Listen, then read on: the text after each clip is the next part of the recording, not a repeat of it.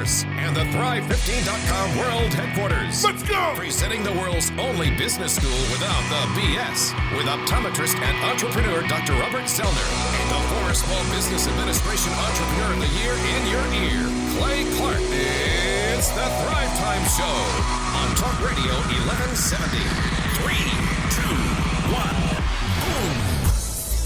Boom, boom, and boom. Welcome back to the Thrive Time Show on your radio. My name is Clay Clark. I'm the former SBA Entrepreneur of the Year and the father of 5 human kids, helping you earn copious amounts of money so that you can live the way you want to live. Today's show and every show is all about helping you turn your dreams into reality, and I'm super excited today because inside the box that rocks today, we have 2 incredible guests who are actual entrepreneurs. They're turning their entrepreneurial dreams into reality with a product that I could argue. I'm not a guy who wants to argue with you. I know during the radio show you don't want to tune in to a guy who argues with you, but it could be argued that their product is not just a want, it is a need. It's something that everybody needs to have. It's something that it makes sense, and it's all about self-protection, protecting yourself. And so we have Tim the Taser Man McDaniel on the show today. Tim, how are you doing, my friend? I'm fabulous. Excited to be here. Hey, we're excited to have you. And we have Kimberly Rice on the show. Kimberly, how are you? I'm awesome. Thank you. Now, Eric, we have Eric on the show. He's one of the Thrive 15 business coaches and one of the business consultants who helps execute the proven Thrive 15 business path and the coaching program.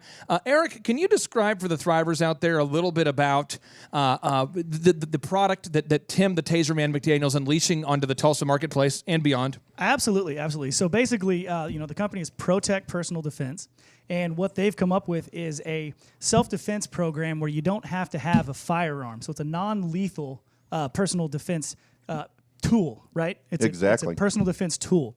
So what it does is, let's say that you're a nurse. Tim, do you know any nurses? I kind of married to one. Yeah, so okay. she has to walk out of the parking garage in the middle of the night, and it's dark, and it's kind of weird out there. There's not a lot of lights, and you're not allowed to carry a firearm on hospital property. So, hey, let's come up with this product and this training where we can teach you how to use a taser that has a 30-second pulse, and you can incapacitate an attacker or somebody like that that's trying to come get you without having to shoot a firearm, have the repercussions from killing somebody, stuff like that.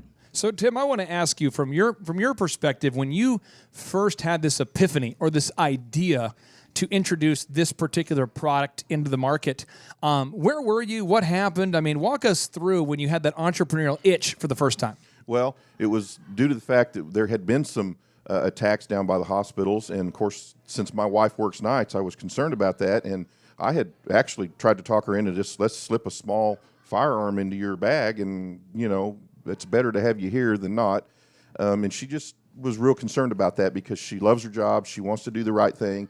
So I had to think about that. And, I carried a taser as a police officer, and I thought, the taser was the best invention for police officers, bar none, since the gun, because whenever a police officer is chasing a bad guy and the bad guy is running and the police officer says, stop or I'll shoot, they know you're not going to shoot them. They absolutely know that. Yeah. But when you tell a bad guy, hey, listen, I'm going to tase you, more than not, they stop because they know you'll pull that trigger. So I thought a taser doesn't take a life. A taser actually just incapacitates somebody long enough for you to escape. You get 30 seconds and you're out of there.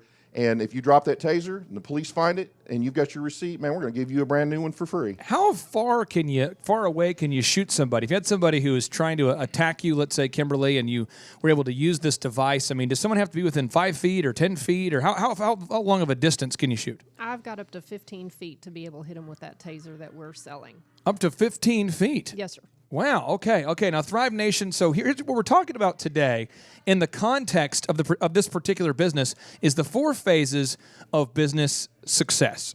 Phase number 1 is sales. You're not in business unless you're selling something, and I will tell you, everything will go to hell if you don't have something that sells. And the frustrating part, I know for me, when I started my first company, DJ Connection, was that it was very, very stressful having this idea that everybody should take their entertainment. I used to go to these corporate parties or weddings. We've all been to a wedding or a corporate party, and you go, man, this is some weak entertainment. We've all had that thought, and I just thought, you know what, I could improve the level of entertainment I could take it to the next level, and that was the idea for DJConnection.com. Well, years later, 10 years later, when we were doing 4,000 events a year and was able to sell the company and had won all these awards, it's easy to look back at it and say, oh, that was easy. But when you're in the thick of it and you're actually funding it and you're paying for ads and all the marketing and the branding and all the things you have to do, it doesn't feel so fun. And so you really have to think today is, do you believe in your product enough to push through the pain? And so some examples for you. Tesla was started in 2003, and Elon Musk and his team did not make a profit until 2013. Facebook, after their first 3 years in business, had lost over $3.5 million.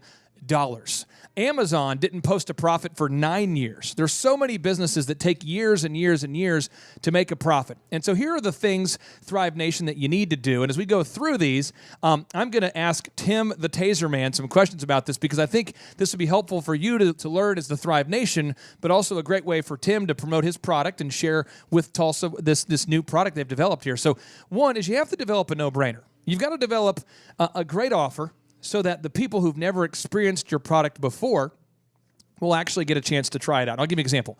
I was at Whole Foods the other day, getting some last-minute Mother's Day gifts, and I go there and they have these samples there, Chup. They've got these samples, and Eric, you walk by, and it's like a pretzel that's dipped in chocolate, they have a sample. And so I tried it, and it was so compelling that I felt this burning desire to have to buy, because they gave you just enough where you wanted it there. It's a little tease. Have you ever been, have you ever fallen victim to the old Sam's Club move where they give you a sample of a soft pretzel there, Eric? Have you ever found yourself buying a copious amounts of pretzels? I've actually gone to Sam's just for the freebies that they hand out. So they got me for Father's Day for the whole BlendTech blender. They had this blender that can blend a mop. Literally, it can blend a mop handle. It can blend all these kind of smoothies and stuff. And I'm going, this is awesome. Well, I ended up buying it for myself for Father's Day. That's what I did there. So the sample move works. But I want to ask you there, Tim, with your product, what's kind of the no-brainer offer that you're making out there for all the Tulsans listening and now just now discovering your product? Well, we had talked about several different things that we're going to try to put before folks. Like if you come to our class, you may be able to get yourself a free holster for your new Taser Pulse. Really? Oh, absolutely. That's a $50 value. So what's your website right now? If anybody says, okay, you know what? I work in an environment where I can't bring a firearm to work. I can't bring a weapon with me to work, but I want to be safe. I want to maybe look into this Taser. I want to maybe look into a class. What's your website? Where can people learn more? They can go to protechpd.com. Protechpd.com. Now, how are you spelling that? PROTECHPD. Okay, so protechpd.com. Now, the next move here, move number 2, is you have to develop customers who love your product and who will share their experience via word of mouth. And it's hard to do that if you don't have any customers.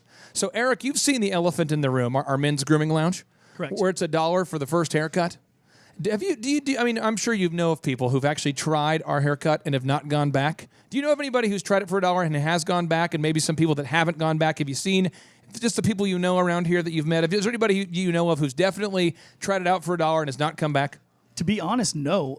Everybody I've talked to that's given it the $1 shot is thoroughly impressed with the service, and so I don't know anybody that hasn't moved forward with the program there. Well, I appreciate you saying nice hyperbole and self-promotion. No, but seriously, elephant in the room. I'll tell you this, Tim and Kimberly, is when we first started the elephant in the room, we had people come in for the $1 haircut, and after they paid that $1, it was too much.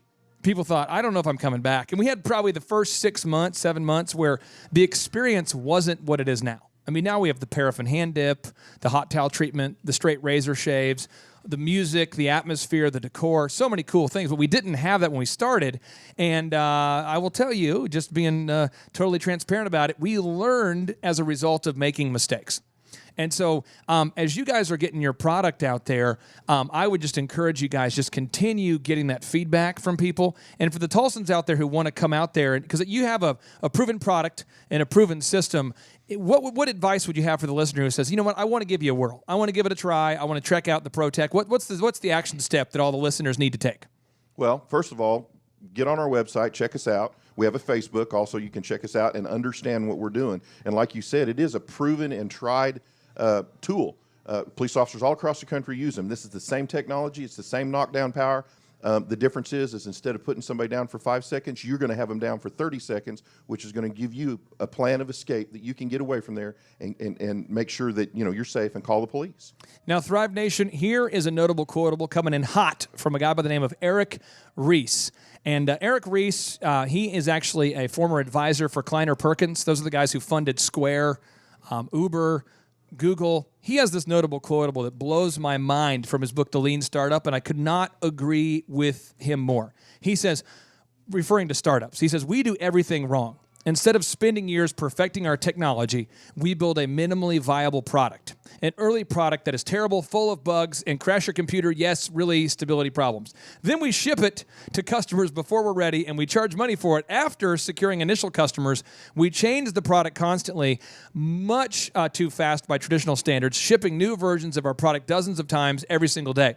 Now, for you guys, because you have a proven product, you're not in the situation where you're testing the product, but we got to test the marketing, and testing what message works, what brand works, what ad works. Have you guys started doing Facebook ads yet? Has this happened yet? Next week. Next week, really. So if people want to get an early sample, direct us again here for anybody just tuning in here, Kimberly. What's the website? Where can people learn more about the business? It's protectpd.com, and they can check us out there at the website. They can check us out on Facebook, Instagram, Twitter. That's where they're going to get some of the information. We're trying to get everything on there that will answer pretty much every question. We have frequently asked questions on there. If I'm listening right now, I give you the floor. Convince me why, Kimberly, why I would need to check out your product, check out your classes. Why do I need to? If I'm listening right now and I say, you know what, I want to protect myself. Well, I don't know if this is a scam. Is this a real thing? I mean, go ahead. Explain share passionately with Tulsa why they need to give you a try. Let me jump in real quick. I just want to go ahead and tell everybody about your background as well, why you're qualified to talk about this. I've been doing domestic and sexual assault advocacy for 17 years. So for 17 years, I have been licensed to help people stay safe, get safer. How do we avoid getting in this situation where, we're under attack? So that is how I ended up with this agency, so that people would understand that there is a way to be a survivor and not a victim. And that's what we're about, is if we can stave off an attack without having to go through it, why wouldn't we want to do that? And this tool is so great for that. And the police officers and sheriff's deputies across the nation have shown this over and over. If you are out there and you've seen TV, you've seen cops, and you've seen how this product works, now we're just offering it for the general public. It's not just for officers anymore. Now, Thrive Nation, if you're listening right now, you can hear the conviction and the conviction and the sincerity in her voice. This is something she believes in. And I know that you believe in your product. If you're listening right now, I know you have a product or a service or something you want to do. According to Forbes, 57% of you want to start a business at some point.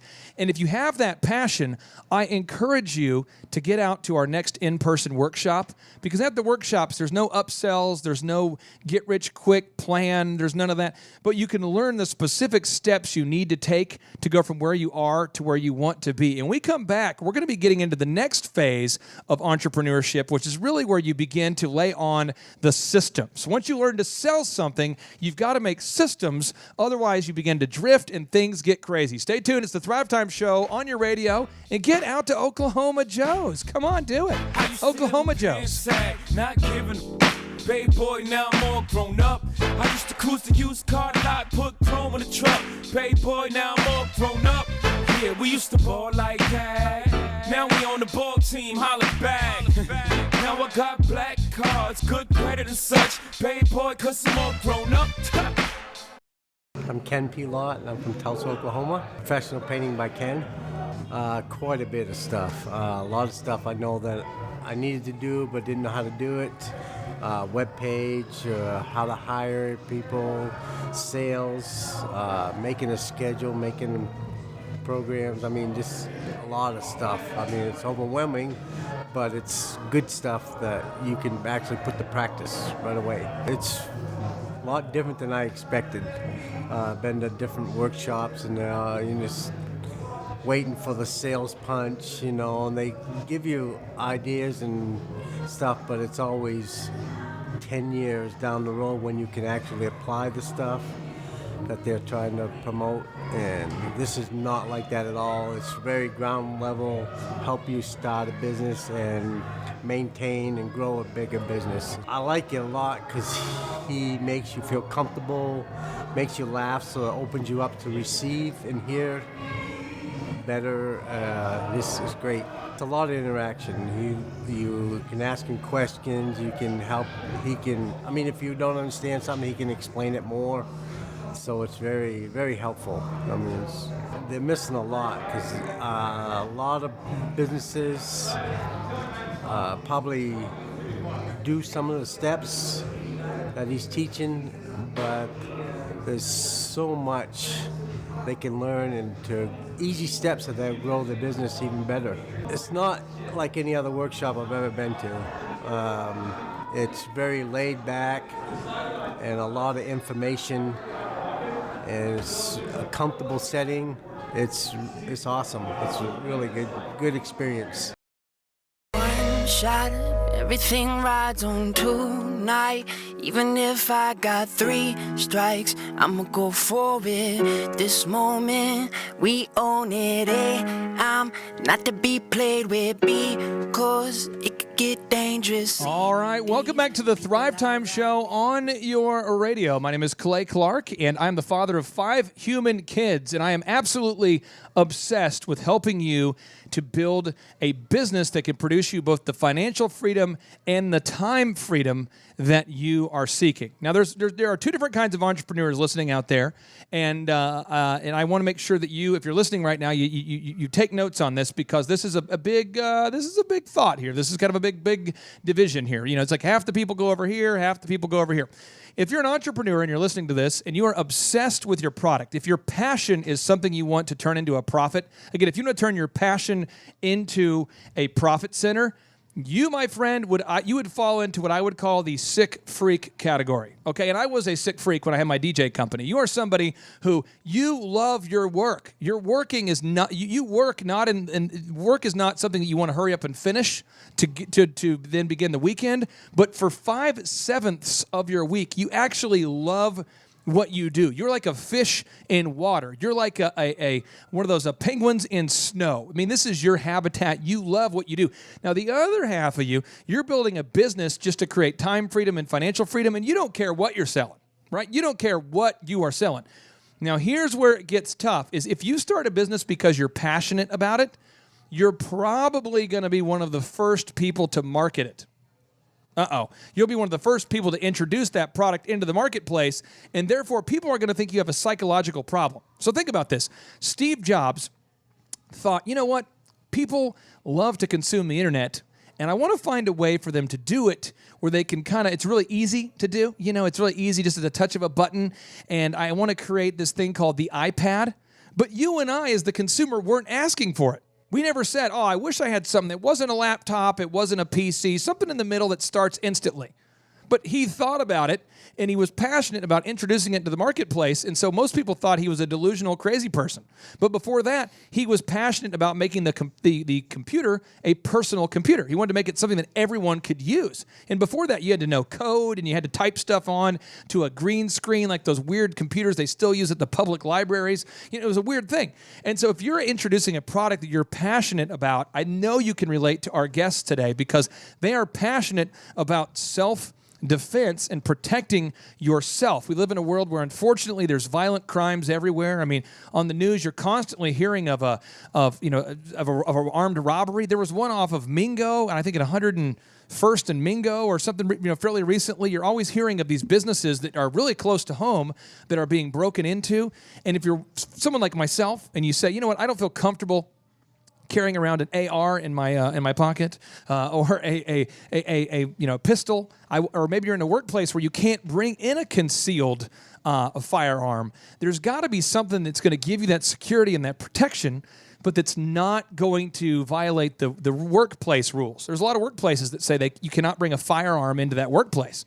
And so, Tim, talk to the Thrive Nation out there, to the people who are listening, who are saying, you know what, I honestly don't feel that protected, and I feel like maybe getting a gun license is overkill. Talk to me about your product and why, in your mind, it makes sense for most Oklahomans. Well, first of all, let's talk about the fact that taser, the pulse taser, takes killing completely out of the equation. You have to be mentally prepared for that. You have to be physically prepared for that. And if you go out here and you kill somebody, the ramifications that weeks and years and months you're going to go through just because you shot somebody is incredible. With the taser, worst case scenario, if you messed up and you were wrong, you're talking about a charge of assault and battery with a dangerous weapon, which if you get a good attorney, and I'm sure somebody in here could refer you to one, you're going to get that knocked down probably to simple assault at the worst. But I'll tell you what, if some woman is walking down the street or even some man who gets attacked and he uses his taser pulse on that person, if he knocks that person down and that person is able to live and tell the story and be arrested,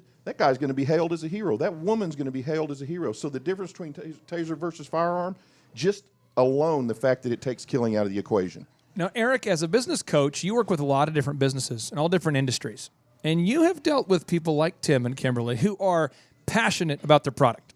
But you also have met people who, we have some clients right now, I do not say their name on the air, but I can think of at least a half dozen clients you're working with right now who you've helped build a very successful company. They're very profitable, and they do not care about their core product. They frankly don't care at all. They're just like, hey, I saw a need, I'm filling it, next. But there's other people who are really passionate, and that's what drives them. Can you kind of explain why it's harder for the people who are passionate about their product than it is for the people who are not? Yeah. So with passion comes like extreme emotion, right? So we're attached to the product, to the message. So any changes that we have to make, any swings in the market, anything we have to do as far as advertising goes, sometimes can be a little emotional, and people can get connected to that. So that's one difference right there. Well, here's one thing I've noticed. Now, at last count, Eric, how many kids do you have? Just one. Okay. Now, at last count, we have the 5. And I've noticed that with your kids, when someone says something about your kids that's critical, I've had to learn as a father to just calm down. So they'll say, hey, my son goes to a church group there, and there's a wonderful guy named Ed Guthman. And if you're listening and you know Ed Guthman, you are honored to know that guy. He's a great guy. And he's decided on a volunteer basis to lead a group of young boys and to teach them how to tie a rope, how to build a fire, how to do these tasks that young men should learn there. He's teaching them these skills. And my son's behavior has gotten so much better, but only because Ed has given me that rude feedback. He said, hey, one thing today your son was doing, he was discovering unique ways to get in trouble. He was doing A, B, C, 1, 2, 3. And your initial time you hear that is you're like, no way. My son's an angel. I mean, he descends from a man, bear, pig, but he's an angel. And you start to think, well, his mom's a good person. There's no way possible that my son could possibly have done anything. And then over time you realize, you know what? I went to a hockey game and I saw my son use the hockey stick as like a jousting instrument to just knock out a kid. And I'm going, man, I got to talk to him about that excessive use of the stick in the hockey game. And I say all that to say, if you're an entrepreneur, you've got to be coachable. And there's a notable quotable from Eric Ries that says, if you cannot fail, you cannot learn. And Eric Ries, by the way, he's a former advisor for Kleiner Perkins, the venture capital fund that invested in Square, in Uber, and successful companies like Google. And so he talks about if you cannot fail, you cannot learn. And with sales, the thing about sales that's so hard is you're going to have to get that product out before you're ready. And then once you get it out there, you've got to get that feedback. It's almost like you have to unveil your life's masterpiece. You have to unveil the sculpture before it's ready, and then you have to get feedback from the hecklers and then keep modifying that sculpture. It's just the craziest entrepreneurship. That's how you do it, and I wish there was a better way to do it, Thrive Nation, but that's how you do it. Now, once you start to sell something, phase number 2, you've got to create systems. Now, Eric, you've worked with some business coaching clients that have had a ton of money coming in the business, but they're not making any profit, and the owner works 80 hours a week because there's no systems. Walk me through the mindset of the entrepreneur who's too busy to make the systems. Absolutely. So like you're saying right there, a lot of people, they create themselves a job and not a company. And so you get frustrated with certain employees because they didn't do things the way you wanted them to. Clay, I've heard you say common sense is not common. That is true. Common sense is not common. So when you think about that, hey, okay, well, I'm tired of wasting time with these employees. I'm just going to do everything myself. And that is a strategy to craziness and failure. So it's important to document all your repetitive tasks, get them down onto a checklist, and institute that with your employees and follow up daily, make sure they're getting their checklist done. Thrive Nation will come back after the break. I'll show you.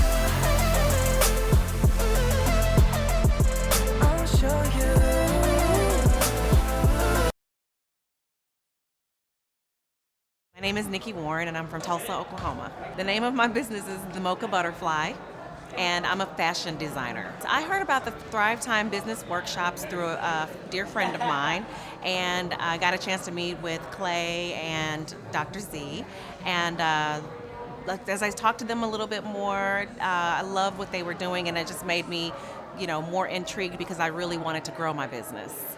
Well, what I've learned is that for my business in particular, marketing is needing to be, I need to step it up a lot more, and the just focusing in on some key things to get that really going is going to really get me where I want to go with my goals. I think it's fun. It's a fun atmosphere, which most business-oriented, I'm an artistic, artsy person, and I tend to lose interest very quickly if I don't have something to keep me engaged. And, the humor, the real life experience, and the casualness of it is just really engaging for me. And it's just very relatable. And so for me, I am having a ball. Like, I was so excited to come yesterday. I had butterflies, literally, butterflies in my stomach, and I'm just really excited to be here. Well, it's an interesting place. It's got a lot of words of affirmation and quotes and things like that. Very positive environment. The people here are very nice and friendly, and I love the way the room is set up. It's very open space type of model, and like I said, it's more of a casual environment. It's not stuffy and professional. It's professional, but it's not stuffy professional. There is a difference. And so it's very warm and inviting here. Love the teaching style, love the presentation, very organized and easy to follow. And like I said, the real life experience and the humor just adds that much more to it. I know people who go to different workshops, and I'm not sure if they're grasping all of what's being presented there, but I am almost 100% sure that if they come to a workshop like this one, they will get some great golden information that's going to help them meet their goals if they're willing to apply what they hear. There's no upselling here, which that wasn't really a big concern for me, but if I were talking to someone who's very concerned about upselling, I would tell them that they have no worries here, and that, I think that this environment is very relaxed, inviting, warm, and engaging, and so even it does actually makes you wonder, what else is there? I won't lie about that. So it's kind of more of an independent intrigue rather than someone pushing you into the intrigue of what else is offered. I recommend coming to this workshop because it is intimate, an intimate setting, great people. I've met some really cool people doing some cool businesses, and the teaching style and the presentation is awesome. Everybody get up.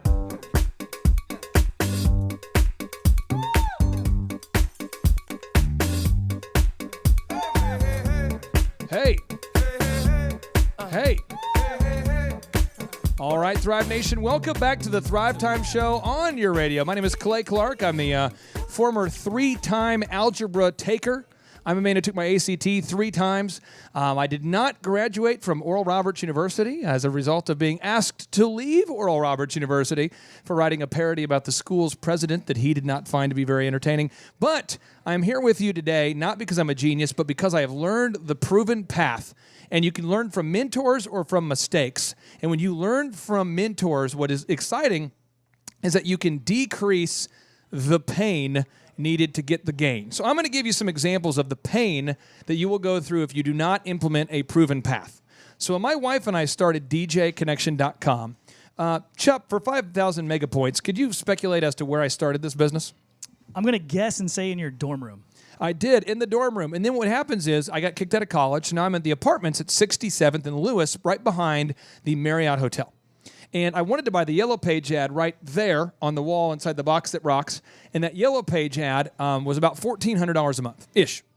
And so what I did is I decided, where do you think I got my extra $1,400? Again, I grew up without a lot of financial resources here. I'm newly married, you know what I mean? I got kicked out of college. I've got 3 jobs, working at DirecTV. I'm working at Target, and I'm working at Applebee's. I was able to change my shirt at stoplights to switch from the Applebee's to the Target gear. That was my move. Can you speculate where I got the $1,400 per month needed to build said business? I'm going to guess that you started by saying no to a lot of things that you probably didn't want to say no to. I worked construction. I did work construction before we got married, okay? And between the 3 jobs I had at that time, I worked about 80 hours a week. And my wife and I, we decided to turn off the air conditioning to buy the ad. So we were in Oklahoma, and it was July. And I remember we got married in May. And a friend of mine, Josh Guthman, came by to visit my house. And the people give you candles as wedding gifts. What I wanted was like MREs and just ramen. I wanted to survive, But anyway, and I was living off, my wife was going to college at ORU, so the meal plan gives you like bagels and that kind of thing. So she would take an extra bagel and bring that to me, and that was like my lunch. I'm not kidding, that's what I did. And I had ramen noodles. And then I just lived below what would be the means for most people. Whatever most people felt they couldn't do without, I just dealt with, I just was scraping by. Well, my candles were all melted. And it occurred to me how poor we were when my friend Josh says, "Why are all your candles melted? And why is it 106 up here? Because we're on the second floor of the apartment.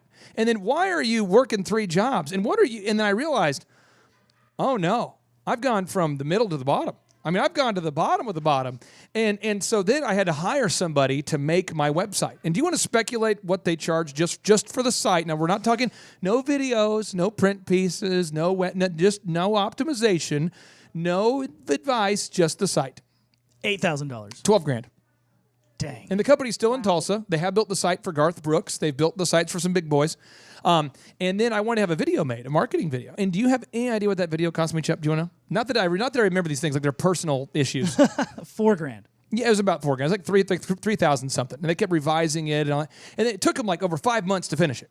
So I had spent, now if you're doing the math at home, that's 12, and you add there the 3, the 4, you have $16,000, and we haven't even got it launched yet. Well, then I wanted to hire a full-time sales guy. You know what a full-time sales guy costs if you wanted, today now, it's different because you can actually run online ads that run for you 24/7. But what does a sales guy cost? I mean, Chuck, a really bottom of the barrel, terrible sales guy, what would that cost you think? $25 grand a year. Ooh, see, I broke it down to weeks because I was just trying to pay him every week. But Garrett, he smoked a ton of pot, and for about $350 a week, I'd turn a blind eye to his pot consumption, and he would make about 4 calls a day. And I realized he won't make calls, so I'll have him do the paperwork and I'll make the calls. And that's the path I went through. Well, the problem is I'm going to the bridal shows without any clue of how to market, no differentiation, no benefits. I didn't know what a no-brainer was. The only no-brainer that I knew of was my brain. I had no brain. So I was out there marketing, and I am not having any sales at all. And then I had a chance to sit down with Dr. Zellner, Clifton Talbert, many guys I had to pay. I mean, I'm paying a guy like, $1,000 for a session for 30 minutes. I mean, I got a chance to meet these people, but it was like, and when you meet these people, I remember just the tips they gave me. I'm like, I wish I would have learned that 24 months ago. Because so I want you, the Thrive Nation, to know I didn't make a profit with the DJ business, I think, for 5 years. But then once I had the mentorship from Dr. Zellner and I learned the proven path in the system, it was like a 6-month journey. And again, I already had all the equipment, I already had all the lighting, all the accoutrements, but I didn't have any customers. And so if you're listening right now, your path can be shortened. Go to thrivetimeshow.com, get your tickets for our next in-person workshop. Now, phase number 2 is the systems on the path to entrepreneurial success. You've got to have systems. Specifically, you got to have a checklist. And so I want to ask you here, because this is something that I would be, Tim, if I was you, Tim, the Taser Man McDaniel, if I were you, and I'm building my business, protecpd.com, and I offer this personal defense systems like the Taser system you offer here, I would probably write all this stuff down somewhere, the benefits, so that I wouldn't forget them. So could you, again, you have the print piece with you. I'm going to pass it over here so you have the benefit. But can you maybe share with the Thrive Nation the benefits of your packages?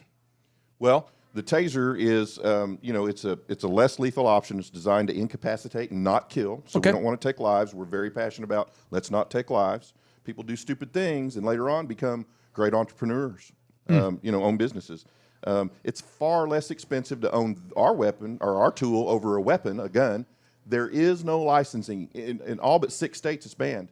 Or 6 states it's banned, and the rest of them, there's really no rules. So 44 states, you can have a Taser without a license. That's exactly right. There's a couple of states, a few states that have some rules, but other than that, but you can have that Taser and carry it wherever you want with no licensing required. Wow. What are some other benefits there? Okay, some other benefits are the fact that it's very lightweight. So joggers, for instance, man, they can just put that in that spandex pant without, don't even need a holster, and they can jog. It's good if you run across a rabid dog or an animal or something. And it gets, of course, the attacker. So it's really, really lightweight. It's about the size of a small .380 pistol. Now, Kimberly, I want to ask you this. What are some other benefits there of your product versus a firearm? Well, one of the big benefits, I think, is having had to learn to use a firearm because of what I did. You don't need any practice with this. In other words, once you go through our program, you take our training, you get your taser, we are equipping you for everything you need that when you leave the training that day, you are confident in using it. How long does that training take? 4 hours. It's a 4-hour training. We're doing not just training on the taser, but we're training you other self-defense. Now, Thrive Nation, I know some people say, man, you're really grilling these people. No, here's the thing is, when you're on this show, I never want to ask people questions that put them on the spot, but because you guys have a one sheet with all your benefits documented, it's like you can just rattle them off all day. Whereas I remember people used to go up to me. I used to go work so hard to try to get a bride to be interested in my business. I literally would set up a DJ booth at David's Bridal, and I'm playing music all day for free. And a bride would come up and go, so what makes you different? Or tell me about your company. It would like happen twice a day. And I would say, we're really, I sound like Garth from Wayne's World. We're very professional. Wayne, I just was so, like, I didn't have anything written down. And then I'm talking to Dr. Z. I'm talking to Lori Montag, who introduced the Slap Watch, and she says, you've got to have them written down. You got to have your elevator pitch. So if you're listening right now, Thrive Nation, write down your benefits. You must know your purple cow. What makes you different from all the other brown cows in your industry? What makes you unique? Now, the second step is you have to have documented processes. So at their course, they're going to walk you through specifically what you need to do to be trained. What's that website again there, Tim? ProtectPD.com. One more time in case I was eating my Oklahoma Joes there. ProtectPD.com. And so they have a proven process they're going to lead you through. When we come back after the break, we're going to get more into how to actually sit down and build these business systems. Right here on the ThriveTimeShow.com.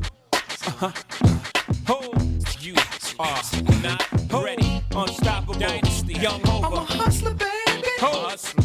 I just want you to know. Let you know. It ain't where I've been. My name is O'Neal Bent, and I'm from Broken Arrow, Oklahoma. I first heard about the business workshops through my wife, Sharita Bent, and I learned a lot more from her, and also got follow-up calls from different members of the organization. Some of the things I've learned about starting my business through Thrive is making sure I'm spending my money on the things I need to spend it on. For instance, like my search engine optimization, my marketing.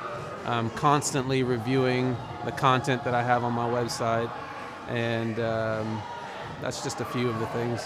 The overall experience I've had from the Thrive Time workshop has been wonderful. I love how everything that we learn is practical. It's not based off of book knowledge. It's not based off of someone else's ideas. It's based off things that have actually worked and have been tried and true. When you walk in, we came into a smell of wood burning. There's a chimney outside, so we walked to the building. And when you get inside, you almost feel like there's like I don't know if it's like a pub / club / work environment. It just feels really good. You have music blaring, friendly faces, people saying hello. And then when you sit down in your seat, you have nice, comfortable chairs, a wooden desk to work on, and everything looks modern. So it's a really refreshing feeling. Clay's presentation and teaching style is very efficient, effective. It's also endearing though, because he's very comical. He'll talk about different things he's been through, and they're all very funny. But he also hits the exact points he needs to hit at the right time. You never feel like, man, is he ever going to stop talking? You always want to keep listening, and then when it's a bathroom break time, you're surprised it's already there. So I like how he talks about these practical experiences, and it's very enjoyable. The interaction of the workshop is mostly Clay will give you information that you need to know, but then he also opens it up for questions. So there's always this question and response type of situation.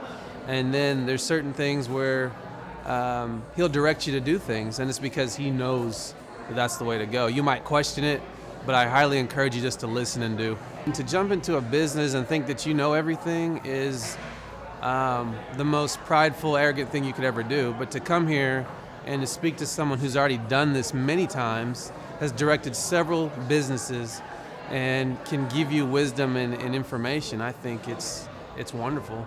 And I think you can never do anything on your own. You have to have other people around you to help you, and he's definitely helpful. The experience I've had at coming to Thrive Time workshops is I was never upsold anything. I mean, I come in, they do exactly what they say they're going to do, and they leave it up to you to follow up and do the work. And I think that's the way it should be. So it's very straightforward, and they do what they say. I recommend that everybody should check out Thrive Time Workshop because there's so much knowledge and information there that you can use to help you run your business. And like I said before, I don't think you can do anything completely on your own.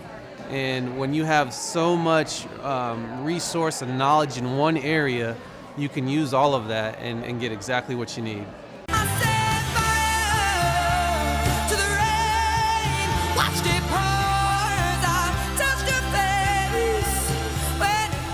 Thrive Nation, welcome back to the conversation. This is your daily audio dojo of mojo, where we broadcast this show from the left coast of the Arkansas River in beautiful Jinx, America. If you've yet to have made the trip to the newly renovated Riverwalk, it's a totally different animal now. We've got Andolini's here. Eric, what else do we have moving in? We have Andolini's. We got the golf. We got the golf facility. We've got Burnco. I've heard the Burnco's coming in. That's gonna be big. I'm not excited about the Andolini's. I tell you what, they have that all-you-can-eat pizza and salad deal. It's a weight gainer. Ooh, it's going to be a weight gainer. It's a tempter. Yeah, I'm in more of a cutting phase right now. So now let me ask you this: as far as the name of the Mexican restaurant at the very end, is it Los Cabos? Educate us. I'm more of a Los Cabos. You're more of a Los Cabos. Yeah. You're more of pronouncing it correctly. It's a split camp. It's a split camp. I guess. Someone recently got onto me and it's like, "Hey, it's a Los. It's not Los." I'm like, "Sorry. I will deal with that, and I will make sure that I close my gas cap next time I put my gas. Stop waving at me. Still going to buy guacamole, so whatever it's called. That's now, seriously, Thrive Nation, don't be a stranger. Come on by. We have our next in-person workshop that you can get your tickets at thrivetimeshow.com, thrivetimeshow.com. Get your tickets. We'd love to give you a high five. And today we're talking about the 4 phases of business success. These are not the 4 phases of failure. So if you missed it and you're just now tuning in, the first phase is you got to learn to sell something.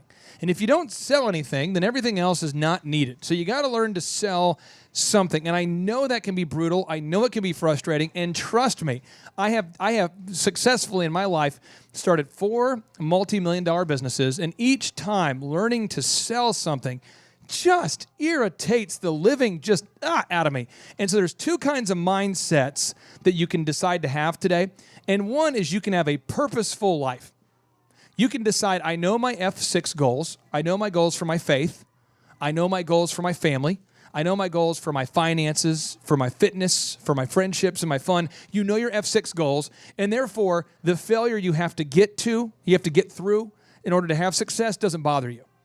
Or you can be somebody who operates in sort of this non-purposeful life where any rejection at all just shuts you down. Where you're totally emotional, you're totally reactionary, and you don't have the tenacity needed to push through that pain. And so Kimberly, we were just talking between the kind of on the commercial break there, and Kimberly Rice with Protect Personal Defense, you were telling me that failure is not something that we're born with, the knowledge of what failure means. Can you kind of educate us what you were saying? I don't want to mangle the point you were making. Well, exactly. Take a look. Any of you who have a kid, take a look at that kid. And when they were 9 months old, nobody told them they could not walk. They fell down multiple times, multiple places. Thank God for the diaper, the padding. But nothing in their little brain said, I can't do this. And that's the idea, is they always got back up unless somebody taught them that they couldn't do it. So on the elephant in the room, our men's grooming lounge, right now we have 38 versions of the handbook as of this morning.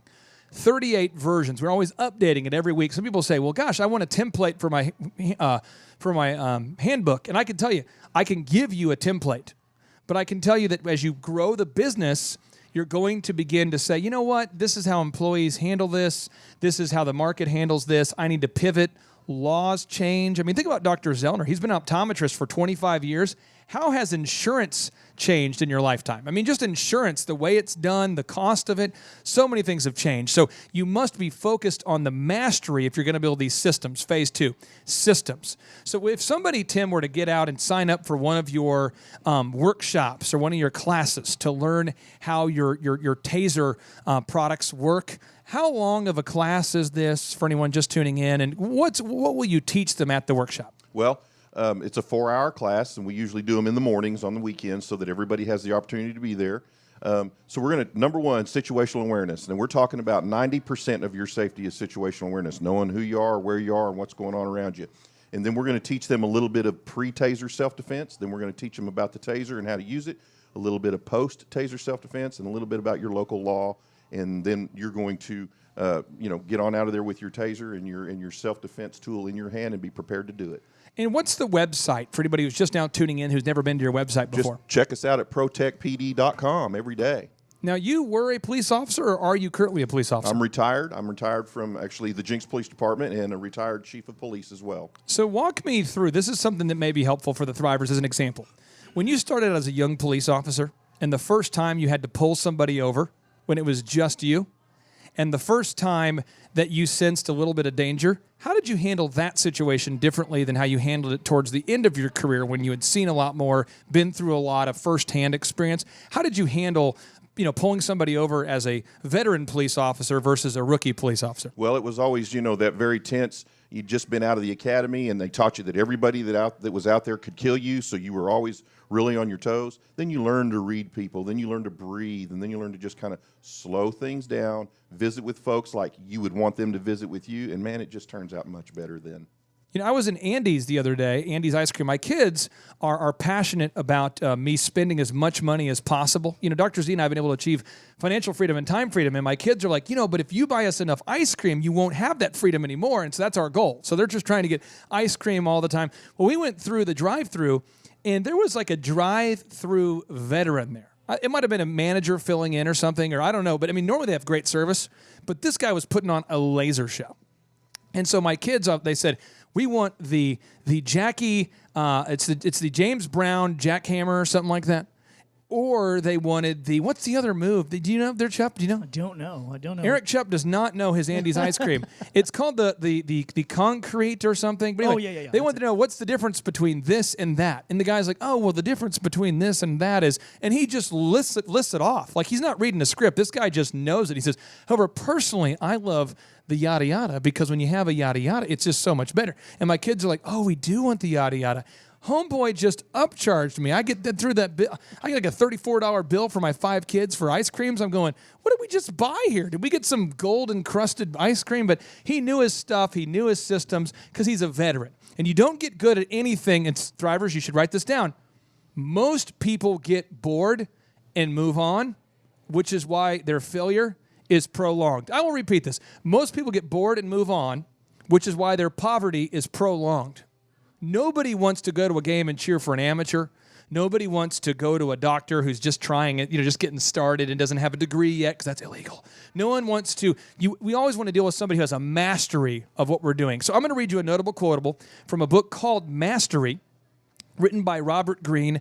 And this book is quoted by Phil Jackson of the NBA fame. He was the coach of the Lakers and of the Bulls, and he's a big Robert Greene fan. You're going to hear a lot of people quote Robert Greene, and now that you hear the name, you're going to know more about him. And he says this, in the future, the great division will be between those who have trained themselves to handle these complexities and those who are overwhelmed by them.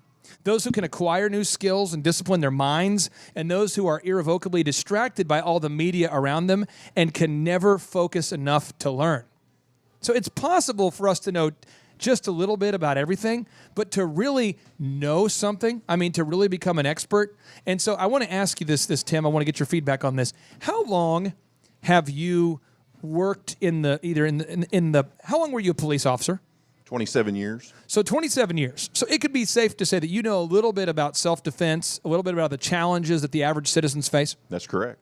So I would argue that you have almost mastered that niche, 27 years. Many of them, yes. Now over here, your tag team duo here, your partner Kimberly, Kimberly, how long have you been thinking about this taser idea? How long has this idea been in your cranium? How long have you been thinking about it? Well, honestly, it didn't happen until I talked to Tim at his birthday this last December, and he was telling me about this great thing he was coming up with. But Tim and I have history because he was a police chief where I was working. So, how many hours have you thought about this idea? I mean, if you had to, I mean, I know it's tough to put you on the spot, but if you think about it, though, Tim, I want to ask you this. I want to think about because this is big. I mean, this is huge. I mean, so Tim, Kimberly, I want to ask you, Kimberly, if you had to speculate, I mean, how many hours do you think you've thought about this idea since it was introduced to you at that birthday party? Oh, dozens, working on hundreds now. Yeah, hundreds. And what about you there, Tim? There's not enough hours in the day. It's constantly on my mind. Okay, so Paul Graham, who launched Dropbox, Reddit, it's unbelievable. The Airbnb, multiple billion-dollar companies. He says it's hard to have success in anything you do not think about in the shower. So when we were building Thrive 15, our online school, Dr. Z and I noticed that nobody who we were helping, we'd already built a very large marketing firm helping hospitals, helping established attorneys, big businesses get bigger. And we discovered that startups just simply could not spend $5,000 a month on marketing like a big company did. And so we thought about what are all the disciplines they need? They need photography, they need web, they need social media, they need all these things. And how are we going to get the cost down to be affordable, so that the one-on-one experience could be affordable? And that's where we came up with the online school. So now the online school is $19 a month, and that subsidizes the affordability of the one-on-one coaching. But this did not happen overnight. This is our 5th year building Thrive15.com. So it's a thing where we obsess about it, we think about it. And when you get a chance to go to Tim's website and you visit here, the website, it's protectpd.com, is that right? That's right. There you're going to find somebody who's been thinking about your self-defense for 20 plus years. Stay tuned, thrivetimeshow.com. I'm Sam Parker. Okay. I'm Karina Parker. We live here in town. We're looking to be in the food industry. Thrive Time workshops, we've learned about advertising and what we need to do to get our name out there, what we need to do to get to the top of Google, the necessary steps that we need to take right now to get to where we want to be. The Thrive Time workshop experience is really encouraging, and it's great hands-on information and stuff that we can relate to because we're able to talk to people here that are going through the same stuff that we are. There's motivation everywhere. If you don't feel motivated, then something's wrong with you. He's very upbeat. All over the walls. Yeah. He's very funny, like a comedian, but at the same time, he wants you to learn. And so if you have any questions, he's willing to help you and talk you through any questions that you have, but at the same time making it fun and encouraging for you. He's also very candid. He doesn't hold anything back that most people are like, ooh, maybe I shouldn't say that because it's offensive. Yeah, you can tell he's being real. He doesn't care about offending people. Yeah, he just wants to help you. So I heard an advertisement that said to leave your wallet at home, and that's what it's been the whole time. It hasn't been like, oh, make sure you stop by our table in the back and buy 10 books and sign up for a 2-year subscription with us. It was just like, hey, what we do offer, there wasn't pressure, and it's a month-to-month thing. It's not like you're signing your life away. I made a mixtape in my dorm room. I can't believe this. It doesn't seem true. I won't stop though till everybody knows. ThriveTimeshow.com. Started from the bottom, now we here. Started from the bottom, now we here. Started from the bottom, now we here. Started from the bottom, now we here. All right, welcome back to the Thrive Time Show on your radio. This is your show that you go to learn what you specifically need to do to grow a successful company. Whether you're a startup or an existing company, we can absolutely help you take your business to the next level.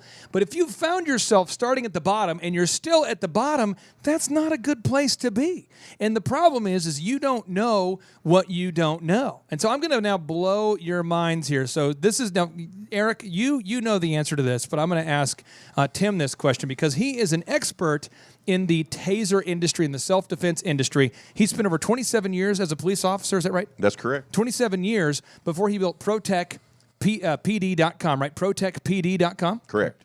And this is a company. If you had to describe to the Thrivers what Protect is, could you kind of describe to the Thrive Nation what this great company is? This is about personal defense so that if you're out and about with your friends or your family or just by yourself, you have a defense tool that you can use that will incapacitate somebody but not take their life. So it's important that we don't take lives if at all possible and still be safe. So Thrivers, what will happen is if you don't know what you don't know, it will hurt you. So here's an example for you. One of our loyal listeners is Jim Stovall. He is a guy who lost his sight and he said gained his vision. He lost his sight. He was a very good football player, awesome athlete. He's gone on now to write. He's a best-selling author. He's written books with Steve Forbes. He's been featured in, he's had his own movies. I mean, just unbelievable success. He's now writing books for the Napoleon Hill Foundation. He's a great guy. I've talked to him somewhat regularly since we've been doing the show because he'll call in with questions or advice or feedback. He's an unbelievable wealth of knowledge. He actually donated to form the Stovall Center at Oral Roberts University. Just a neat guy. Well, Jim talks about how you can either become a victim or a victor. So when he went blind, that was the catalyst he needed. That was the breakthrough that he needed after the breakdown to become a prolific entrepreneur. Well, there was another person who was out there who decided because I'm blind, I'm going to use that as my way to create a victim mentality. Someone who's out there right now who decided, you know what, since I'm blind, I'm going to become a victim. And that victim sued Target for the inability to use their website to do what, Tim? What could they not do on the website that they were able to successfully sue Target for? What if you had to guess? I'm just spitballing shopping. Yeah, they couldn't buy a product online as a completely blind person. And so they sued Target and they won. And so now your website will be ranked lower on the internet if you do not have alt tags properly installed on your website.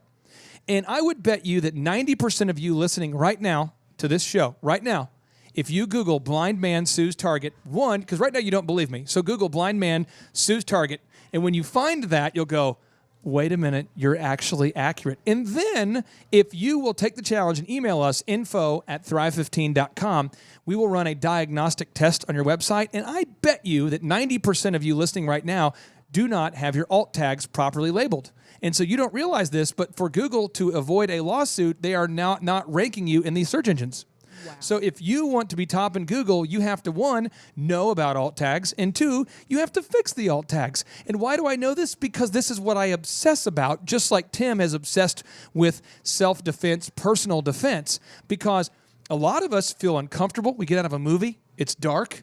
We went into the movie, the sign said no firearms, so we went into the Warren Theater in Broken Arrow. I went there with my wife the other day. You go there, you see a movie, the movie gets out late, it's dark, it says on the sign you cannot bring a firearm, but you walk out and it feels dark, and there's somebody who makes you feel uncomfortable, and you have nothing that you can do to protect yourself. And rather than just being a victim, Tim thought about this for 27 years as a member of the Jinx law enforcement community, and you came up with what? What's your product? My product is the Taser Pulse, which is the less lethal alternative to carrying a firearm. And at the end of the day, when you buy this product, what are you getting? The kit comes with, you get your Taser Pulse with 2 batteries. You get a target. You get a soft holster with that thing. Comes with a lot of cool stuff. And then, of course, it gives you some instructions on how to use it. But we really make those instructions, enhance them much more. Now, Thrive Nation, today we're talking about the 4 phases of business success. So phase 1, you've got to learn to sell something. And that has to do with your branding. And people absolutely, 100%, they do judge a book by its cover. So you have to make sure your branding is world class. Phase number 2, though, you've got to get those systems in place. Because, Eric, you actually ran a construction company, right? Yep. And when you're good at selling something and you don't have any systems, what happens to the owner typically? You end up working 100 hours a week, fixing mistakes of employees because you didn't have a checklist that properly told them what they needed to do, what they needed to take certain places, and you just end up in this vicious cycle of never getting a break. I worked for a builder one time in Minnesota, true story, and the builder did not have a checklist, and I worked for a construction crew that did have a checklist. So here's the kind of crazy stuff that happened every day for the builder who did not have a checklist. We were working in Minnetonka on mansions that surrounded the Lake Minnetonka. It's kind of a ritzy area. It would be similar to Utica Square, but on the water in Minnesota. And you're out there, and my boss would turn to me and say, "Clay, did you bring the screw gun or the caulk gun?" It was always the caulk gun or the screw gun. And I said, "No." And he's like, "Well, gosh, we got to remember that. Clay, remind me next time to remember." Absolutely. So every day it was this whole thing about, and I was like 18, 19 years old, but every day it was like, could you remind me to make sure that we remember to, and so there was no checklist. And so one day he told us to dig a hole, and we're going to dig a hole to put in drain tile. And Chuck, have you ever put in drain tile? Did you ever do that? Not personally, no. It's like where you put in, it's like a black tubing that keeps erosion down. It rains, and the rainwater goes into this tubing, and it carries it out to a pond we were creating. And he asks us to dig. But before you dig, I know we're all geniuses here, but what's something that should be on a checklist before you dig somewhere? What would be maybe the move? Tim, if you had to speculate, I mean, you said, man, this is maybe one thing. I'm not a builder, but this is one thing I would do before digging. What would that be? I would check to see what's under the area I'm digging in. Kimberly, has he lost his mind? Would you also check? That ding, ding, ding, ding. He got it. Chup, would you check? You should.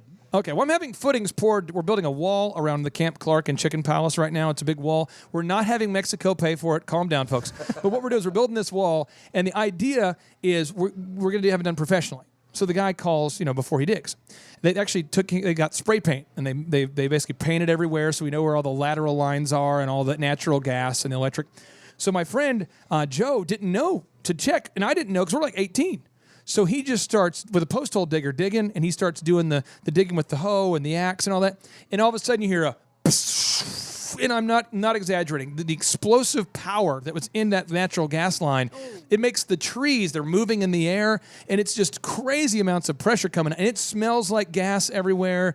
And I don't know how big of an explosion it could have been or might have been or whatever, but all I know is it's just everywhere. Well, then another guy on our crew is unaware of this because it's loud. So he gets out the rebar cutter. So you cut it, and so you cut rebar, and sparks fly everywhere. Not good. And then I look, and because I'm a genius, right, I go, no. Like, I'm not even sure what I'm saying no to. Just no. Whatever you're doing, no. And so, long story short, we narrowly avoided an explosion. Fines everywhere. The home builder was, the person who, we were doing an addition onto a home. They were so disturbed that we almost blew up their house that they kicked us off the job. All of us didn't have a project to do. And then after we got through that situation, we went on to the next job where we were told by the business owner, they had luxury cars. Do not at any point touch my cars, right? And when you're doing a work site, make sure you cover up ABC 1, 2, 3 so nothing could fall on the cars. And it wasn't written down. It wasn't explained to the team. There was no checklist. And so one day, one of the geniuses on our team thought, I'll back out the car so that way it doesn't get hit by any rocks or boulders as we're building this retaining wall. And when he did, he didn't understand that the old European cars, those old Mercedes, those old convertibles, the transmission doesn't work like a typical American car. It's some kind of weird stick shift thing. So he starts rolling backwards, going off of a retaining wall, and the car gets stuck, literally teetering like a crazy movie. And the guy's trying to think if he gets out of the car, will the car flip over? And he's leaning on it, and all of us had to lean on the hood. The car got stuck. We had to actually call a crane that picked it up. It destroyed the bottom of the car. And every job site, it became like a bad news waiting to happen. I was going, oh, who's going to die? Who's going to get hurt? And I'm not exaggerating. They have forms. They're about 50 pounds each that you pour concrete in between to make a basement. And one day someone forgot to latch it, and it fell on my back, and it still cut my back. It's awful. I mean, just every day was a near-death experience, and that's construction. Now, what if you're flying airplanes and you forget to fill up with gas? Not going to be a good situation. A lot of the small planes out there that crash are a result of not putting in gas. There's a book called Checklist Manifesto. And I encourage everyone to read this because when you read it, you won't argue with me anymore. But when you read it, here it is. When you read it, your mind's going to explode. This guy by the name of Atul Gawande, he is a professor at Harvard's medical school there. He decides to randomly audit surgeons. And what percentage of the deaths in American hospitals that were caused from infection could have been prevented by simply washing the patient's skin, washing the doctor's hands, reading the chart before giving them a medicine that would kill them or a painkiller that would kill them, something they had a reaction to, or removing the wrong body part or operating on the wrong body part. What percentage of all of the deaths in the hospitals for 5,000 megapoints documented in this book were caused by a doctor not using a checklist? Let's go with you, Eric Chupp, for 5,000 points. What percentage? 60. You're kind of a negative guy. Okay, so let's see. Tim, what do you think there, sir? 100. Kimberly? 80. Okay, here's the deal. It was 1 out of 3 fatalities were caused by somebody not washing their hands, washing the patient's skin, reading the chart, or operating on the wrong part of the body. That's pretty scary. It is scary. So what they did is they did this crazy thing called mandatory checklists, and it decreased the amount of injuries, of death, of infections radically. Okay, and that's where he earned his name as an expert on checklists. He wrote a book called Checklist Manifesto. You should read it, but here's his notable quotable. He says, "The volume and complexity of what we know has exceeded our individual ability to deliver its benefits correctly, safely, or reliably." I repeat one more time because I know somebody's taking some notes. The volume and complexity of what we know has exceeded our individual ability to deliver its benefits correctly, safely, and reliably. Chup, you work with a lot of entrepreneurs as a business coach. You work with them, and once they start making some fast money, they're getting a lot of sales, why don't they take the time needed to make the checklists and the systems? Why? What's going on? Typically, they just are kind of running through the day with their hair on fire. So one of the things is that I found with working with clients is that they haven't set aside like some meta time, some time to plan their day out to actually work on the business instead of just in the business every day. Could you explain what meta time means? I know a lot of people aren't familiar with the word meta and the Greek translation, which means above. But what do you mean by that? So you got to take some time, purposefully scheduled as a rock in your calendar, to work on your business. Otherwise, as a business owner, there's going to be fires every day, employees not showing up, parts breaking, whatever's going to happen, people forgetting, cocking guns, and things like that. So you have to schedule out that time before or after you're in the fire work day to actually plan this work on the business and create those checklists and tools. Now, Thrive Nation, because we are in a free country, you're free to be self-employed or self-unemployed. You're free to be successful or just stressful. A lot of times you just are so busy that you don't have the busyness gets in the way of the business, right? So what you have to do is you have to block out time. So for this radio show, as an example, all the notable quotables, all the facts, all the statistics, they don't just come to me off the top of my head.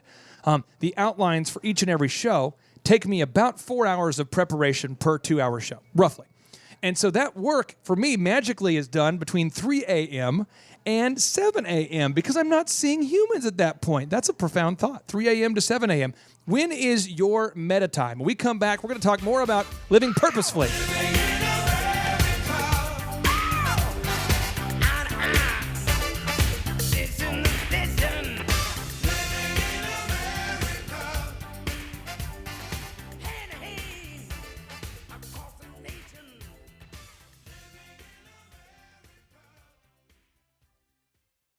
My name is Sean Lohman, and I'm from here in Tulsa, actually, Owasso. I own a residential redevelopment company, so I buy properties and then I fix them up and then I sell them for a profit. Well, Thrive is very non-industry specific.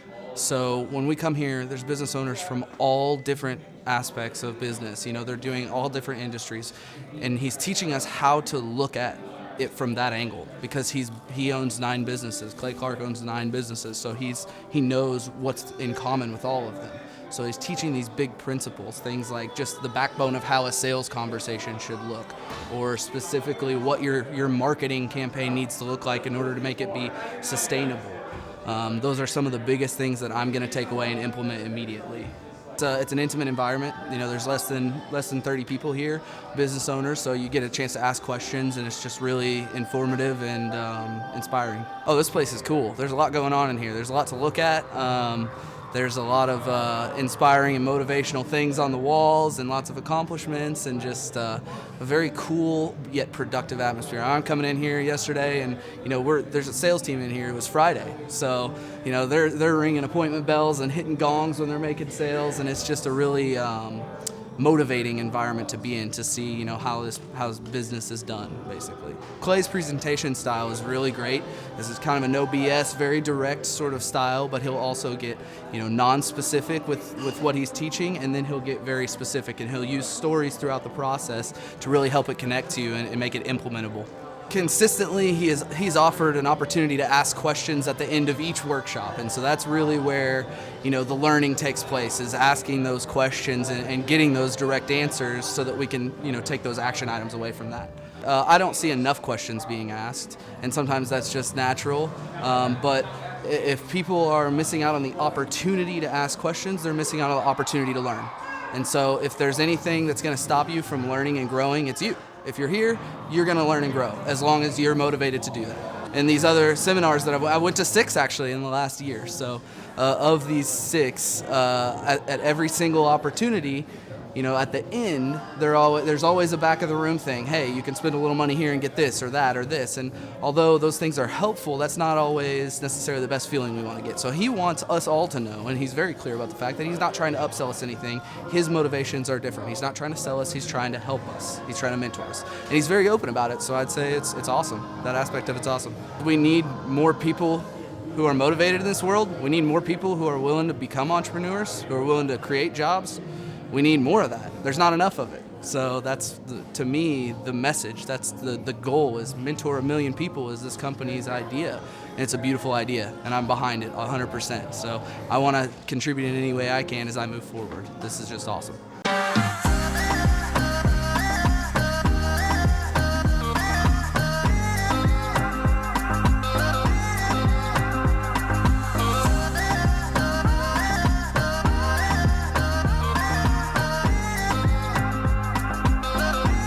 All right, Thrive Nation, welcome back to the Thrive Time Show on your radio. My name is Clay Clark. I'm the former U.S. SBA Entrepreneur of the Year and the father of 5 human kids. And a lot of times people don't ask me where I've registered. When you're getting married, people will say, so where did you register? Where are you guys registered?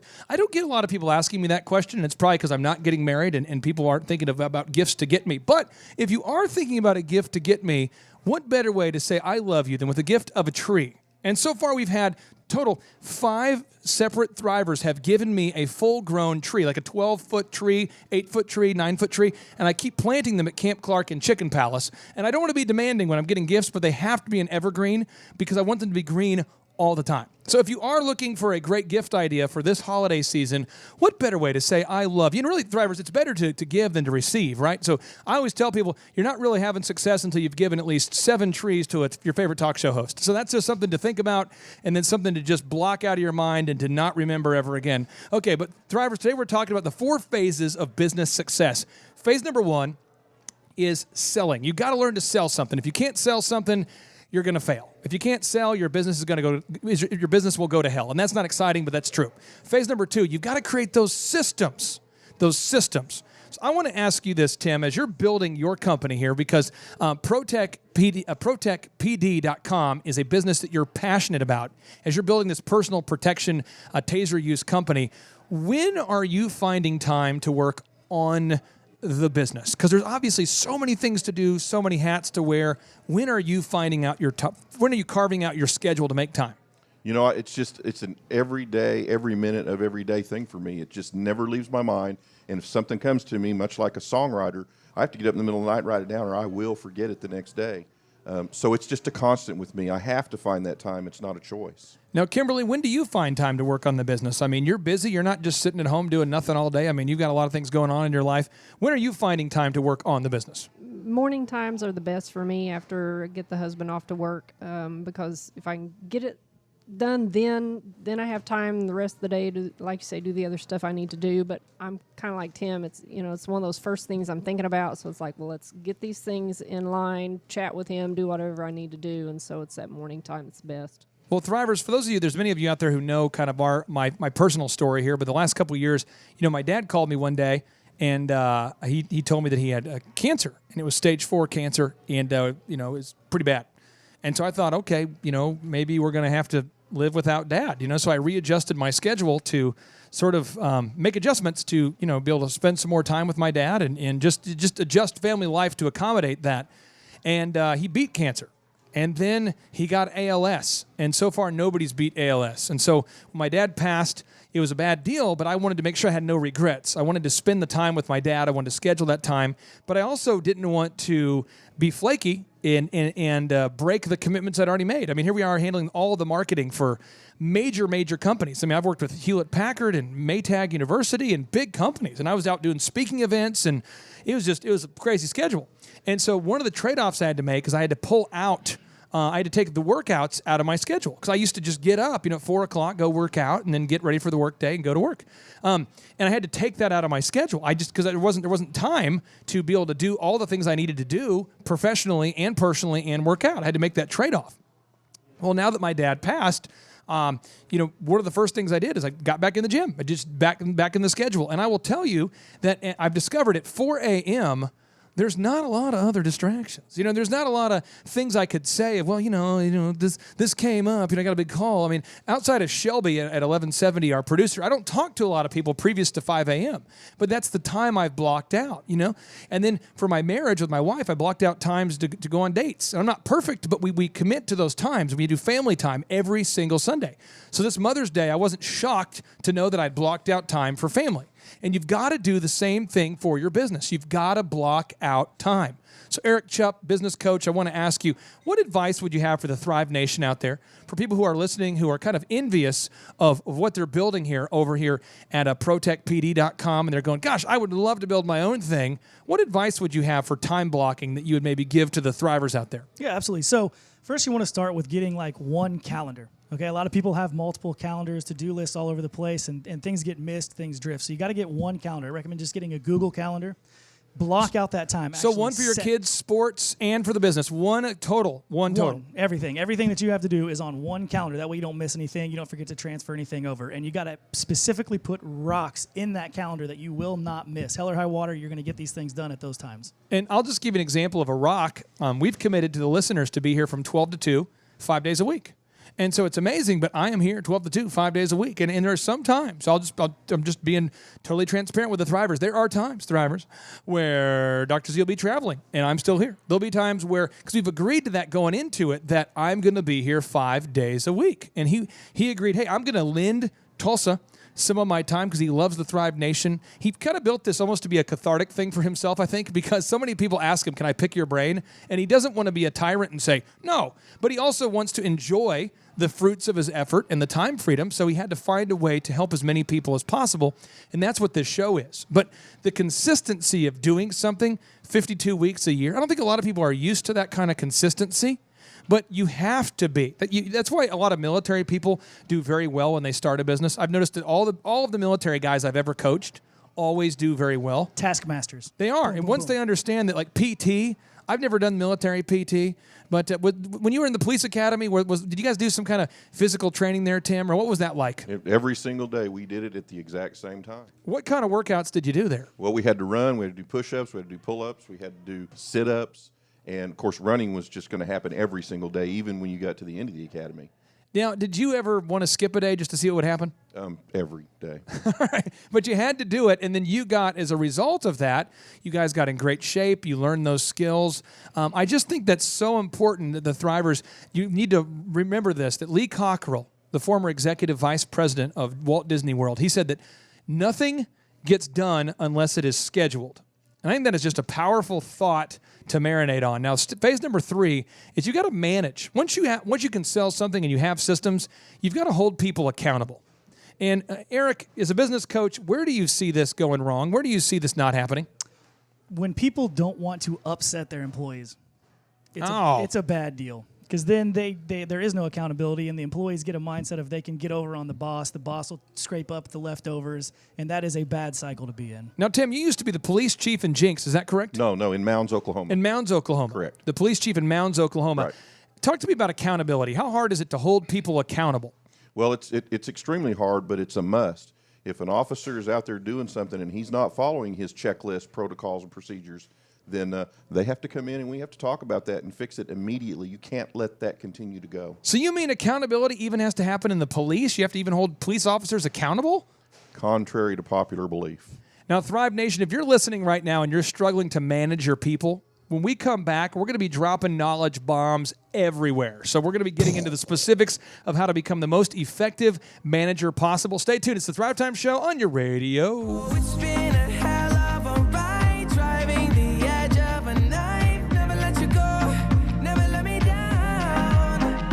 Don't you give up, nah, nah, nah. I won't give up, nah, nah, nah. Let me love you, let me love you. Don't you give up, nah, nah, nah. I won't give up, nah, nah, My name is Tyler Schultz with Witness Security from here in Tulsa. Well, I actually started listening to Thrive on the radio, 1170, and then I got my dad into listening to the show. And then it actually turned into Clay gave us a call, and we started actually working with Clay on a weekly basis. He's helped us drastically when it comes to the SEO, getting us a little bit higher in different markets. Then he offered the conference and just learned a lot when it comes to the sales and the employee side of things.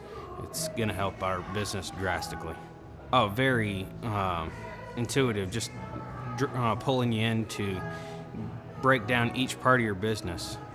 The interview process, the employee process.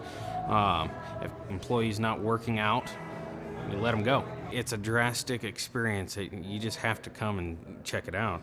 I mean, there's so many things that they can help you with. Clay's a funny guy. He just wants to get into each and every person's business and help you out.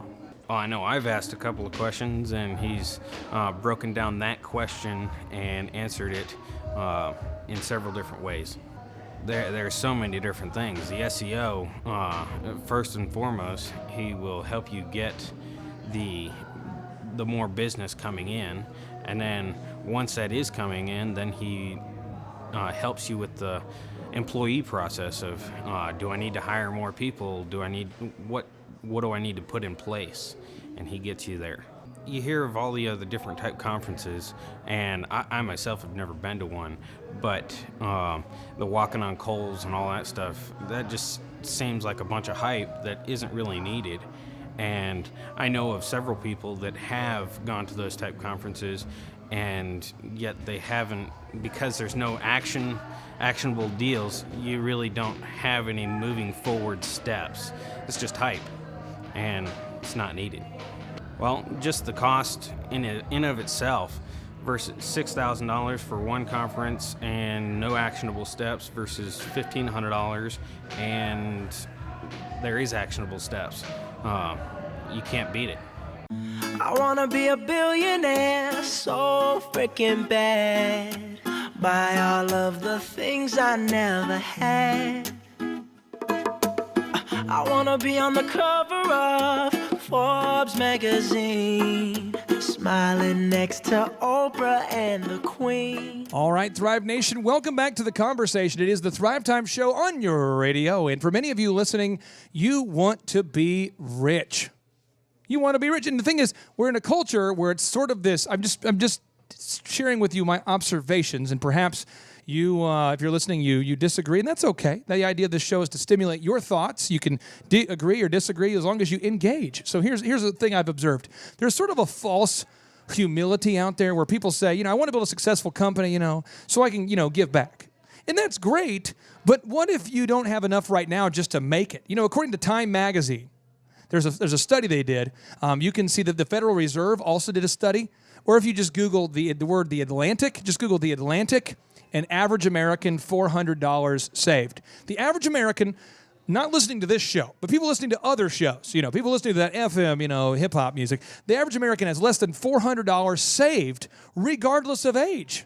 So what's happening is people are spending 5/7 of their workday working at a job that they do not like. According to Gallup, over 70% of people do not like their job. So 70% of you are working at a job that you do not like. When I say you, I mean people listening to other stations. But 70% don't like their job. And then they have $400 or less saved to show for it.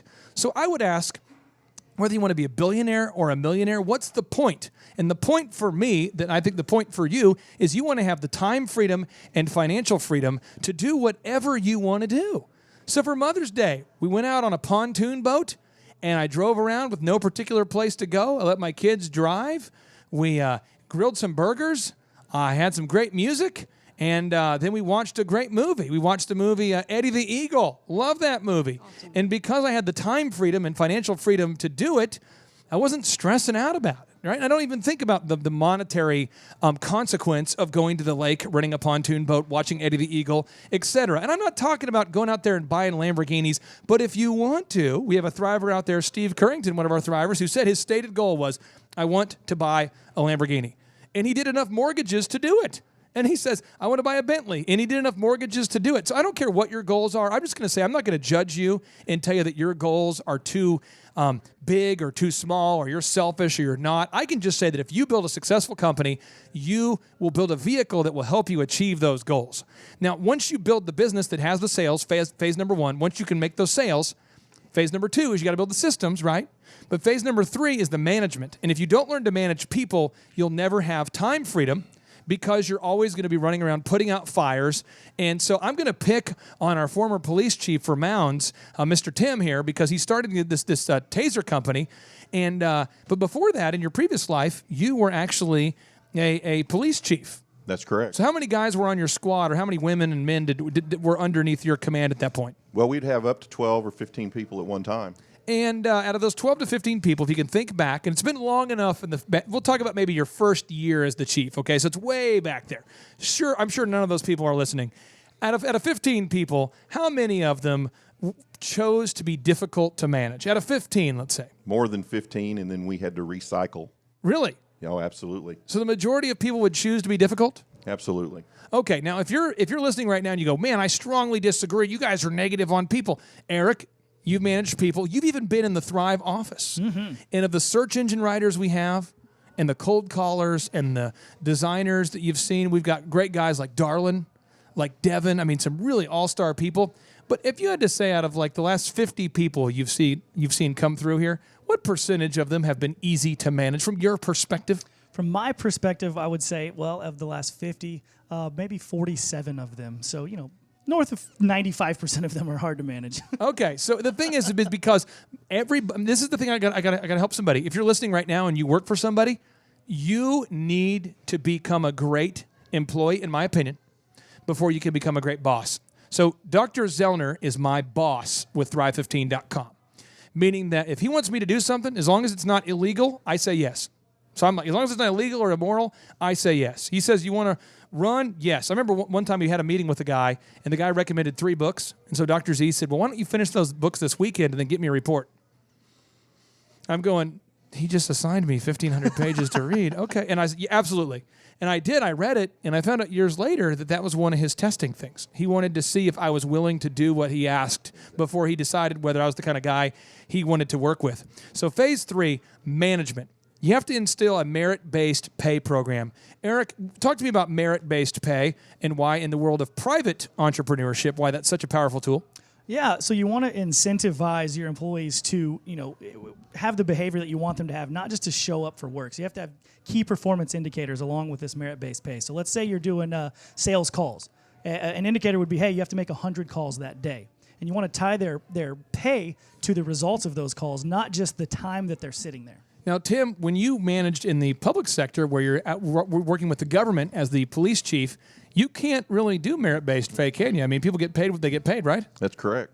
So how did you manage under those situations? For anyone listening right now who's maybe in the same boat. Well, merit is good. So officers sometimes, to get some incentive to them, we would say, okay, if you'll make sure you get all these things done, then we can reward you with things like officers like new police cars. They like new weapons. They like new training. So a lot of times I would say, hey, I can get you some of this cool training, but I need you to get some of these things done for me as well. So now the next move is recruitment and training. Once you recruit people, you have to train them. And we have a wonderful guest on the show, and I really think that she is bringing all of the estrogen and all the beauty to today's show. Kimberly Rice here with Protect Personal Defense. I want to ask you this here, Kimberly. Yeah. In your jobs you've worked at and the different businesses you've been employed at over the years, how important is it to get great training as an employee or a team member? How important is it to you to feel like you're properly trained? Well, it is everything. I will say when I first started as an advocate, I kind of got thrown into the deep end of the pool, but I had my schooling to fall back on.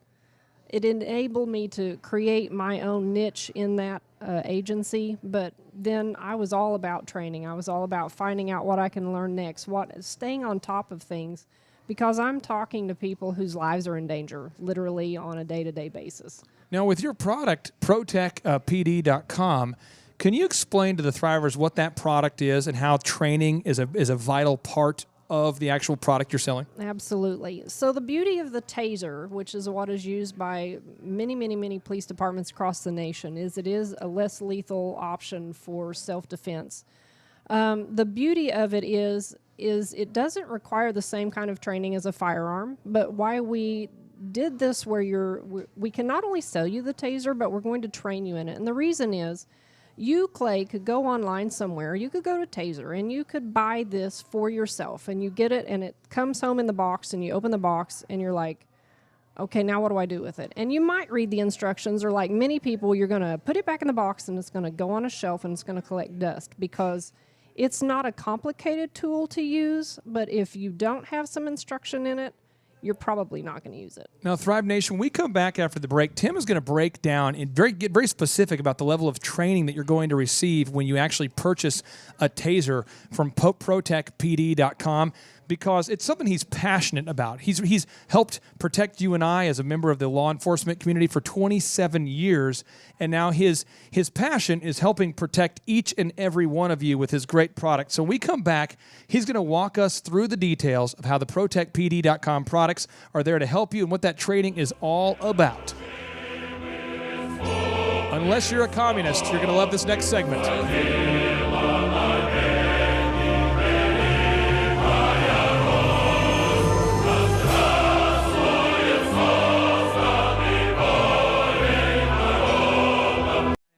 This is my wife, Jensen Watts. She has a photography business that we're trying to get up and growing. So I, listen to talk radio. I drive a lot for work, and got tired of listening to radio all the time. And I can't plug my phone into my truck; it's too old. And so, one day the Thrive Show was just in place of the talk show I normally listen to. And it was, definitely more entertaining than most radio shows. And so that's, it took about a week or two before I actually looked more into it. I think it's wonderful. It's been great. It's a great environment. I love the feel in here, and I really love how, entertaining Clay can be as well. Yeah, I am so grateful to be here, and I've loved just learning everything. I'm learning a lot about branding and how to market my business, because that's kind of where I've had a hard time. Is I can take pictures, I'm good at it, I have my prices and everything, but it's hard to get the clientele. So learning about the marketing has really helped me, and I can't wait to implement it into my own business after this, because it's been so great. We're so grateful to be here. I think I can go home and I have it written out, the steps that I need to take and everything. It's very practical. Yeah, a big thing that's helped me, even without business stuff, is just, a mental attitude aspect they have that I can apply to my current job and current life. I love it. I am laughing a lot of the time, and it's so entertaining, and I just love being here. It's awesome. I really like the smaller class group, so it is more of an interaction, even if it isn't, a constant raise my hand, here's the question, here's the answer. It's just that kind of feel, just a smaller. It's great. Yeah. They haven't tried to upsell us anything. It has all just been very knowledgeable, and they are just teaching you how to grow your business. So Clay's been very giving with his time, his knowledge, his talents. At work, when I was telling people about this, I hope you're not joining some get-rich scheme. Even if it is, he's not going to charge me for it. So, yeah, I'd recommend it. I would even love to come again. Oh, yes, Thrive Nation. We are nearing football season. I'm seeing high school teams practice all the time. The Broken Arrow team apparently is doing some kind of tryouts. The marching band is doing tryouts, because every time I'm trying to get some kind of a Saturday nap in or something after planting my trees, I hear the band practicing, and I'm very excited about their ability to achieve their volume goals. And if you're listening right now to the Thrive Nation, not only are we excited about helping you build a great business team, like maybe you're listening right now and you actually work somewhere, right? And so you have you're an employee. We're excited about helping you to build a great team, but it starts with you. And you've got to become a great employee before you can actually become a great employer, is what I've discovered. And I've found that people who struggle to be a good employee, meaning that they get their job done and they honor their commitments, they tend to struggle when they're owners because nothing's more awkward than when the boss shows up 45 minutes later, doesn't show up at all. So you've got to create a culture of accountability. And I know it's tough because as an entrepreneur, you've got so many different balls that you're juggling and so many different distractions you're dealing with that people don't even know. But we're talking today about the 4 phases of building a successful business. Phase number 1 is sales. You got to have a successful sales system if you're just now tuning in. Phase number 2 is you've got to have systems that are capable of working without you. And phase number 3 is management. And management consists of having a great recruiting process, a great process for inspiring people, and a great process for training people. And so Tim is the developer of a product here called the ProTech PD. That's Tim, the Taser Man McDaniel. And Tim, talk to me about how important the training aspect is to the Taser products that you sell. It's important. We need to make sure that you understand exactly what this Taser is capable of doing and exactly the situational awareness that you have to have and when to use it. The window opens and closes rapidly whenever you're in a self-defense situation. Now, Thrive Nation, if you're talking about management, you're not really having a good conversation unless you're mentioning Jack Welch. And Jack Welch is the CEO of GE who grew the company by 4,000%. And he says, control your own destiny or somebody else will. He goes on to explain how to deal with somebody who's difficult. I mean, difficult like they're caustic, like they're nefarious. They're trying to create problems. He says, public hangings are good teaching moments. Every company has to do it. What? A teaching moment is worth 1,000 CEO speeches. CEOs can talk and blab each day about culture, but the employees all know who the jerks are. They could name the jerks for you. It's just cultural. People just don't want to do it. This is a guy who grew the company by 4,000% after it was stagnant. So what you have to do is you have to understand, you lay out specifically the goals and the expectations for every employee. You recruit like heck, trying to find good people so you can replace people that won't do the job, and you can reward people who do the job. Then you train like you're on fire, like you're obsessed with training, like training is your passion. You're training like you are a member of the ProtectPD.com, okay? That's the level of training you want to do. And then what you want to do is you want to make sure that you inspire your team. And it's so hard to stay inspired. It's so hard to inspire your team if you're not personally inspiring yourself. And if you're an owner, very few people inspire you. So you've got to find a way to motivate yourself. The mind is what the mind is fed. So if you listen to a lot of successful people, they'll tell you, oh, I listen to podcasts every day. Jim Stovall, one of the most successful people I know in Tulsa, Oklahoma, listens to this radio show. And I'm sure that the majority of what we teach here are things that he's probably forgotten, things that he's known and implemented and made millions off of. But he does it because iron sharpens iron. You basically think about, right, the people that you're around, right? Your network. Your net worth is made up by your network. Again, your net worth is made up by your network. The people that you surround yourself with begin to define your morals, your values. They begin to either justify or they begin to hold you accountable. I mean, the people that you are around absolutely will impact the quality of your life, the level of your vision. I mean, Dr. Z, let me tell you about Dr. Z. Dr. Z cares so much about my wife and I that he has numerous times he said, hey, with the current schedule we're doing, is that sustainable for you and your wife? Is that a good thing for you and your wife? Let's talk about the family here. How are we going to fit that in? He thinks about having a great life and a great wife, a great family, and he always is pushing me to be the best I can be. Is he perfect? No. Who is? But he's always pushing me to be the best I can be. And there's other people who I'm around who would justify and say, you know what? He pushes you too hard. You know, he's pushing you. Oh, he's pushing you too hard. You know? So it's either, do you want to coach Belichick in your life, the coach of the Patriots? Do you want to coach Popovich of the Spurs? Do you want someone to push you, or do you want somebody who you can push? And if you want someone who you can push, you're looking for a weak manager, and your company will suffer because of it. Now, phase number 4, the final phase, is you want to create a business. After you have all these systems in place, once you can sell, you have the systems, the management, now you want to create passive income. And that means that you're going to manage the company based off of key performance indicators, weekly routines, team huddles, checklists. But what stands in the way, Eric Chepp, one of our business coaches, is boredom and emotions. I see this all the time where the owner, once they finally have created the business machine that creates the financial freedom they want, they keep throwing shoes in it. They keep breaking the machine. They keep tinkering with it and messing with it. Why do most entrepreneurs struggle with boredom once they finally have built this time freedom creating machine?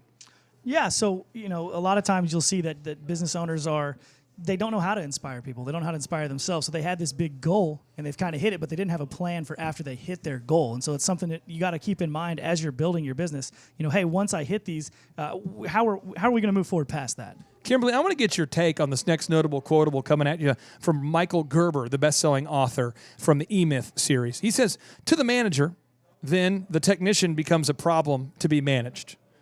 To the technician, the manager becomes a meddler to be avoided. To both of them, the entrepreneur is the one who got them in trouble in the first place. He goes on to read, the difference between great people and everyone else is that great people create their lives actively, while everyone else is created by their lives, passively waiting to see where life takes them. The difference between the two is the difference between living fully and just existing.